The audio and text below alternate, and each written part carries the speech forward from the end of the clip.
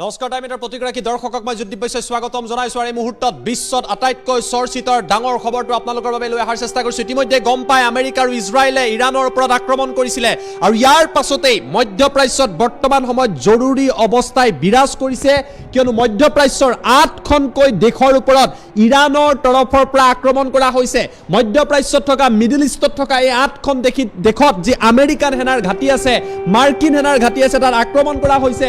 ইজৰাইলৰ ওপৰত ইৰাণৰ তৰফৰ পৰা প্ৰত্যাক্ৰমণ কৰা হৈছে আৰু ইজৰাইলত হাহাকাৰ লাগিছে। বৰ্তমান পৰিৱেশ পৰিস্থিতি কেনেকুৱা সমগ্ৰ তথ্য আপোনালোকৰ বাবে লৈ অহাৰ চেষ্টা কৰিছো। টাইম 8 ৱাৰ ব্ৰেকিং জনাই আছো ডাঙৰ খবৰ এই মুহূৰ্তত। সমগ্ৰ বিশ্বত জৰুৰী অৱস্থা আৰম্ভ হৈছে। ইৰাণৰ ভয়ংকৰ প্ৰত্যুত্তৰ, ইৰাণৰ তৰফৰ পৰা ভয়াৱহ প্ৰত্যুত্তৰ দিয়া হৈছে আৰু ইয়াৰ লগে লগে সমগ্ৰ মধ্যপ্ৰাচ্যত জৰুৰী অৱস্থাই বিৰাজ কৰিছে।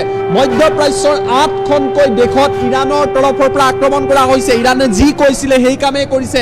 কাটাৰ, বাহৰেইন, UAE, চৌদি আৰব এই দেশসমূহত ইৰাণে আক্ৰমণ কৰিছে। কল্পনা কৰক, বৃহৎ আক্ৰমণ এই মুহূৰ্তত। ওমান, জৰ্ডান, কুৱেট, ইৰাক সকলোতে থকা আমেৰিকান সেনাৰ ঘাটিক ইৰাণৰ তৰফৰ পৰা লক্ষ্য কৰি লোৱা হৈছে। এই দেশসমূহত আমেৰিকান সেনাৰ ঘাটি আছে আৰু এই সমূহত আমেৰিকান নৌসেনা হওক বা অন্যান্য সেনা থাকে, য'ত আক্ৰমণ কৰা হৈছে।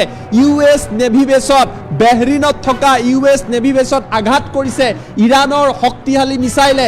ইৰাণৰ লগত শক্তিশালী মিছাইল আছে আৰু মধ্যপ্ৰাচ্যত বন্ধ কৰি দিয়া হৈছে সকলো বিমান সেৱা। মিডল ইষ্টৰ আকাশ খালী হৈ পৰিছে, বিমান উৰিব পৰা নাই, যুদ্ধ বিয়পি পৰিছে। ইজৰাইলৰ কেইবাখনো চহৰত ইৰাণৰ তৰফৰ পৰা প্ৰত্যুত্তৰ দিয়া হৈছে বা প্ৰত্যাক্ৰমণ কৰা হৈছে। ইৰাণে কৈছিলে যদি আমাক আক্ৰমণ কৰে উত্তৰ দিয়া হ'ব। উত্তৰ আৰম্ভ হৈছে। ইৰাণৰ মিছাইলে আঘাত কৰিছে ইজৰাইলৰ তেল এভিভত কেইবাখনো বাছত অগ্নিকাণ্ড লাগিছে, কিয়নো বেলিষ্টিক মিছাইলৰ সহায়ত ইৰাণৰ তৰফৰ পৰা তেল এভিভত প্ৰত্যুত্তৰ দিয়া হৈছে। ইৰাণে ষ্ট্ৰেট অফ হৰমুজ যিকোনো মুহূৰ্তত বন্ধ কৰি দিব পাৰে, তাত এক্টিভিটি বৃদ্ধি পাইছে। ইৰাণে এই সাগৰীয় পথ বন্ধ কৰি দিলে হৰমুজ যি এটা সাগৰীয় পথ, অতিকৈ ঠেক সাগৰীয় পথ, বিশ্বত নৌকা চলাচল, জাহাজৰ চলাচল, ব্যৱসায় বাণিজ্য বন্ধ হৈ পৰিব। ইৰাণৰ কেইবাখনো চহৰৰ ওপৰত ইয়াৰ মাজতে আমেৰিকা আৰু ইজৰাইলে নতুনকৈ আক্ৰমণ কৰিছে। তেহৰান, ইস্পাহান, মুনাফ, কামায়াৰান আদি চহৰৰ ওপৰত ইজৰাইল আৰু আমেৰিকাৰ মিছাইলে আক্ৰমণ কৰিছে। ইৰাণত হাহাকাৰ লাগিছে। ইৰাণে ঘোষণা কৰিছে আমি যুদ্ধৰ বাবে সম্পূৰ্ণভাৱে সাজু হৈ আছো। এফালে ইৰাণৰ ওপৰত আক্ৰমণ, আনহাতে ইৰাণৰ প্ৰত্যুত্তৰ। আমেৰিকা আৰু ইজৰাইলক উচিত শিক্ষা দিয়া হ'ব। ইৰাণ ৰিভলিউচনাৰী গাৰ্ডৰ যিগৰাকী সেনা প্ৰধান, তেখেতে আনুষ্ঠানিকভাৱে ঘোষণা কৰিছে মধ্যপ্ৰাচ্যত লাখ লাখ ভাৰতীয় নাগৰিক আবদ্ধ হৈ পৰিছে। ডুবাই এয়াৰপৰ্ট সম্পূৰ্ণৰূপে বন্ধ কৰি দিয়া হৈছে, বিমান সেৱা বন্ধ হৈ পৰিছে আৰু এইদৰে ইৰাণৰ ভয়াৱহ প্ৰত্যুত্তৰ আৰম্ভ হৈছে। নতুন খবৰ জনাইছো, প্ৰেক্ষাপট প্ৰতিটো মুহূৰ্তত সলনি হৈছে। বিশ্বত হাহাকাৰ লাগিছে। ৰাষ্ট্ৰসমূহে শান্তিৰ বাবে আহ্বান কৰিছে।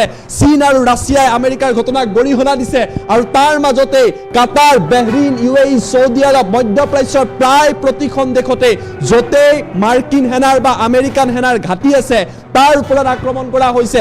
ওমান, জৰ্ডান, কুৱেট আদিৰ ওপৰতো ইৰাণে এই ঘটনা সংঘটিত কৰিছে আৰু নিজৰ শক্তিশালী বেলিষ্টিক মিছাইলৰ জৰিয়তে ইৰাণে শক্তি দেখুৱাইছে। ইৰাণে কৈছিলে যদি আমেৰিকা ইজৰাইলে আমাৰ ওপৰত আক্ৰমণ কৰে, প্ৰান্তটোত থকা প্ৰতিটো আমেৰিকান ঘাটিৰ ওপৰত আক্ৰমণ কৰা হ'ব, নেভি বেছক লক্ষ্য কৰি লোৱা হ'ব আৰু এই মুহূৰ্তত ইৰাণে সেই কামেই কৰিছে। অনস্ক্ৰীন এই তথ্য আমি আপোনালোকৰ বাবে লৈ অহাৰ চেষ্টা কৰিছো। ডাঙৰ খবৰ জনাই আছো, মধ্যপ্ৰাচ্যত বন্ধ কৰি দিয়া হৈছে সকলো বিমান সেৱা। বিশ্বৰ অন্যতম ব্যস্ত বিমানবন্দৰ ডুবাইত থকা যি বিমানবন্দৰ সেয়া বন্ধ কৰি দিয়া হৈছে। আকাশত কোনো বিমান চলিব পৰা নাই, কিয়নো বৰ্তমান সময়ত মিছাইলেৰে আক্ৰমণ আৰু প্ৰত্যাক্ৰমণ চলি আছে। ধাৰাবাহিকভাৱে ঘটনা সংঘটিত হৈছে, পৰিস্থিতি নিয়ন্ত্ৰণৰ বাহিৰত গৈছে আৰু তাৰ বাবে মধ্যপ্ৰাচ্যত হাহাকাৰ পৰিৱেশৰ সৃষ্টি হৈছে।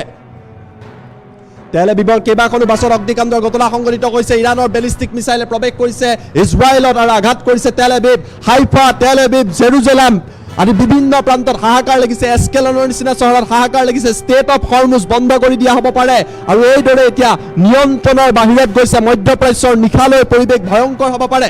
আমেৰিকাৰ ৰাষ্ট্ৰপতি ডোনাল্ড ট্ৰাম্পে সময়সীমা বান্ধি দি কৈছিলে যে আজি নিশাৰ ভাগত ইৰাণে আত্মসমৰ্পণ কৰিব লাগিব, নহ'লে আমেৰিকাই আৰু কঠোৰ ব্যৱস্থা গ্ৰহণ কৰিব। কিন্তু আমেৰিকাৰ এই দাবীক গুৰুত্ব প্ৰদান কৰা নাই ইৰাণে।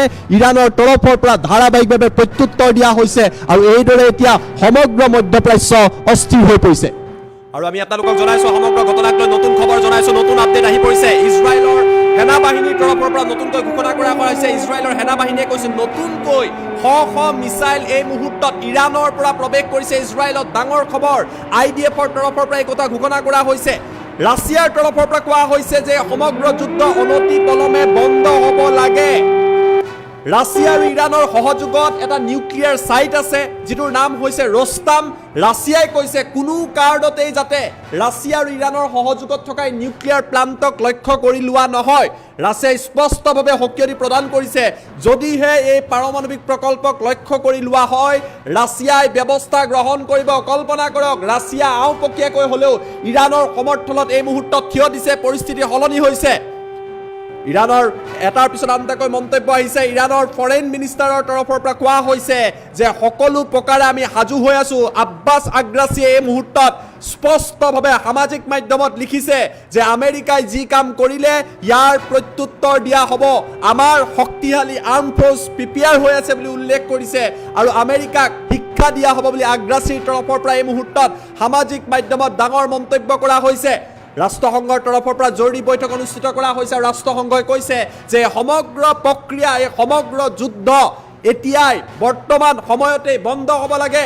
বেহৰিনত পুনৰবাৰ চাইৰেনৰ শব্দ শুনিবলৈ পোৱা গৈছে। আমেৰিকান ঘাটিৰ ওপৰত পুনৰবাৰ মিছাইল নিক্ষেপ কৰা হৈছে। মধ্যপ্ৰাচ্যত অশান্ত জৰ্জৰ পৰিৱেশে বিৰাজ কৰিছে। লাখ লাখ ভাৰতীয় নাগৰিক মধ্যপ্ৰাচ্যত আবদ্ধ হৈ পৰিছে। কাটাৰৰ দোহাৰ সমীপৱৰ্তী অঞ্চলত গৈ মিছাইল পৰা বুলি জানিব পৰা গৈছে আৰু এইদৰে এতিয়া হাহাকাৰ লাগিছে। সমগ্ৰ মধ্যপ্ৰাচ্যত যুদ্ধ বিয়পি পৰা পৰিলক্ষিত হৈছে। আমেৰিকা আৰু ইজৰাইলে যি যুদ্ধ আৰম্ভ কৰিছিলে সেই যুদ্ধ এতিয়া ভয়ংকৰ হৈ পৰিছে। মধ্যপ্ৰাচ্যত বিমান চলাচল কৰা নাই, এয়াৰপৰ্ট বন্ধ কৰি দিয়া হৈছে, আকাশ মাৰ্গ বন্ধ কৰি দিয়া হৈছে। ইৰাণে মিছাইল নিক্ষেপ কৰিছে। ইজৰাইলৰ এখনৰ পিছত আন এখনকৈ চহৰত জৰুৰী অৱস্থাই বিৰাজ কৰিছে। জনতাই বাংকাৰত আশ্ৰয় লৈছে আৰু তাতোতকৈ ডাঙৰ কথা হ'ল ৰাছিয়াৰ তৰফৰ পৰা ঘোষণা কৰা হৈছে যদি এই কথা অব্যাহত থাকে, যদি ৰাছিয়া আৰু ইৰাণৰ যি নিউক্লিয়াৰ প্লাণ্ট আছে তাক লক্ষ্য কৰা হয় তেতিয়া ব্যৱস্থা লোৱা হ'ব। ইফালে আমেৰিকাৰ তৰফৰ পৰা ট্ৰাম্পে সময়সীমা বান্ধি দি কৈছে আজি নিশাৰ ভিতৰত হয় আত্মসমৰ্পণ কৰক, নহয় আমি ব্যৱস্থা ল'ম। কিন্তু আমেৰিকাৰ কথা গুৰুত্ব প্ৰদান কৰা নাই।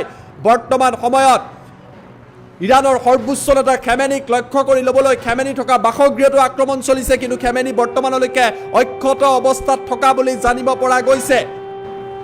ইৰাণৰ তৰফৰ পৰা কোৱা হৈছে ইজৰাইল আৰু আমেৰিকাই নিক্ষেপ কৰা মিছাইলত 40 গৰাকীকৈ ছাত্ৰ ছাত্ৰীৰ মৃত্যু হৈছে, কিয়নো এখন বিদ্যালয়ত আঘাত কৰিছিলে এই মিছাইলসমূহে, যাৰ ফলত বিস্তৰ ক্ষতি হোৱা বুলি জানিব পৰা গৈছে। ইফালে আমেৰিকাৰ ৰাষ্ট্ৰপতিয়ে কৈছে আক্ৰমণ বৃহৎ হ'ব, নিশালৈ ইয়াতকৈ ভয়ংকৰ আক্ৰমণ কৰা হ'ব আৰু এইদৰে এতিয়া পৰিস্থিতি নিয়ন্ত্ৰণৰ বাহিৰলৈ গৈছে।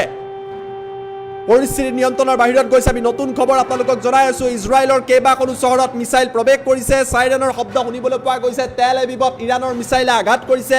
কেইবাখনো বাছত অগ্নিসংযোগ হোৱা বুলি জানিব পৰা গৈছে। ইৰাণে কৈছে এই যুদ্ধ আমেৰিকা আৰু ইজৰাইলে আৰম্ভ কৰিছিলে, কিন্তু ইৰাণে শেষ কৰিব, উচিত শিক্ষা দিয়া হ'ব। ইৰাণ শক্তিশালী বুলি উল্লেখ কৰিছে। ইৰাণৰ বিদেশ মন্ত্ৰীৰ তৰফৰ পৰা সামাজিক মাধ্যমত মুকলিকৈ কোৱা হৈছে যে ইৰাণৰ কিমান শক্তি আছে সেয়া আমেৰিকা আৰু ইজৰাইলে এতিয়া দেখা পাব। তাৰ বাবে একেলগে 8খনকৈ মধ্যপ্ৰাচ্যৰ দেশলৈ মিছাইল নিক্ষেপ কৰা হৈছে। বেলিষ্টিক মিছাইলৰ সহায়ত লক্ষ্য কৰি লোৱা হৈছে আৰু এয়াৰ ডিফেন্স ছিষ্টেম ধ্বংস কৰি এইসমূহ মিছাইলে আঘাত কৰিছে। য়েমেনত থকা হুতি বিদ্ৰোহীয়ে ৰেড চি বন্ধ কৰিব বুলি উল্লেখ কৰিছে আৰু পৰিৱেশ পৰিস্থিতি বৰ্তমান সময়ত নিয়ন্ত্ৰণৰ বাহিৰলৈ গৈছে আৰু বিশ্বত অশান্ত জৰ্জৰ পৰিৱেশে বিৰাজ কৰিছে।